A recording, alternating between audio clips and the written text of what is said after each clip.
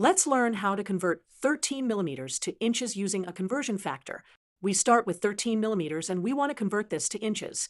The key to this conversion is knowing that 1 inch equals 25.4 millimeters. This is our conversion factor. Let's visualize this. Here's a ruler showing both millimeters and inches. We can see that 13 millimeters is just about half an inch. To convert from millimeters to inches, we multiply 13 millimeters by the conversion factor of 1 inch over 25.4 millimeters. This way, the millimeter units will cancel out, leaving us with inches.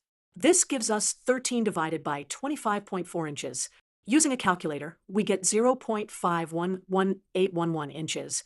Rounding to 3 decimal places, our final answer is 0.512 inches. So 13 millimeters is approximately 0.512 inches, or just